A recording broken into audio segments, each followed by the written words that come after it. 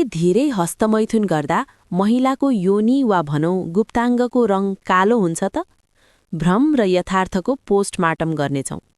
के यो विज्ञान हो कि केवल एक अन्धविश्वास? यदि तपाईँ पनि यो कुराले चिन्तित हुनुहुन्छ भने भिडियो अन्तिमसम्म हेर्नुहोला, किनकि जवाफले तपाईँलाई ढुक्क बनाउनेछ। सिधै मुख्य कुरामा जाउँ। यसको छोटो र सिधा उत्तर हो होइन। हस्तमैथुन, मास्टरबेसन र योनिको रङ कालो हुनुबीच कुनै पनि सिधा सम्बन्ध छैन। विज्ञानले यसलाई पुष्टि गर्दैन। तपाईलाई अचम्म लाग्यो होला, त्यसो भए योनिको रङ किन गाढा वा कालो हुन्छ त? आउनुहोस् यसका 5 वटा वैज्ञानिक कारणहरू बुझौँ। 1. हर्मोनको परिवर्तन, हर्मोनल चेन्जेस। जब केटीहरू किशोरावस्थामा प्रवेश गर्छन्, शरीरमा इस्ट्रोजेन लगायतका हर्मोनको मात्रा बढ्छ। यसले गुप्ताङ्गको छालामा हुने मेलानोसाइट्सलाई सक्रिय बनाउँछ, जसले गर्दा त्यहाँको छाला शरीरको अन्य भागभन्दा अलि गाढा वा कालो हुन थाल्छ। यो एकदमै प्राकृतिक प्रक्रिया हो। 2. आनुवंशिकी, जेनेटिक्स। हाम्रो छालाको रङ कस्तो हुन्छ भन्ने कुरा हाम्रो जिनमा भर पर्छ। जसरी कसैको ओठ कालो हुन्छ, कसैको गुलाबी, त्यसैगरी गुप्ताङ्गको रङ पनि व्यक्तिपिच्छे फरक हुन्छ। योनि खैरो, कालो, गुलाबी वा प्याजी हुनु सबै सामान्य हो। 3. घर्षण, फ्रिक्सन। यो महत्त्वपूर्ण छ। हामी सधैँ अन्डरवेयर लगाउँछौँ, कसिएको पाइन्ट वा लेगिज लगाउँछौँ, हिँड्दा वा दैनिक काम गर्दा त्यहाँ निरन्तर घर्षण भइरहन्छ।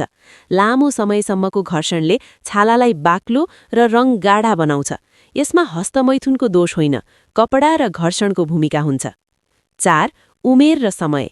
उमेर बढ्दै जाँदा वा गर्भावस्थापछि हर्मोनमा आउने परिवर्तनले पनि योनिको रङ पहिलेभन्दा गाढा हुन सक्छ। 5. यौन उत्तेजना, टेम्पोररी डार्कनिङ। हो, जब तपाईँ उत्तेजित हुनुहुन्छ वा हस्तमैथुन गरिरहनु भएको हुन्छ, त्यसबेला गुप्ताङ्गमा रगतको बहाव एकदमै बढ्छ। रगत धेरै जम्मा हुँदा त्यो घाग केही समयका लागि रातो वा गाढा देखिन सक्छ। तर यो अस्थायी हो। उत्तेजना सकिएपछि रङ सामान्य अवस्थामा फर्किन्छ। यसलाई कालो भएको भन्न मिल्दैन।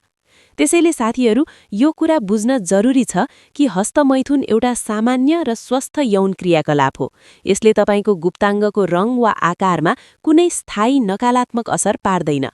समाजमा फैलाइएका यस्ता भ्रमहरूले गर्दा धेरै दिदीबहिनीहरू आफ्नो शरीरप्रति नकारात्मक महसुस गरिरहेका हुन्छन्।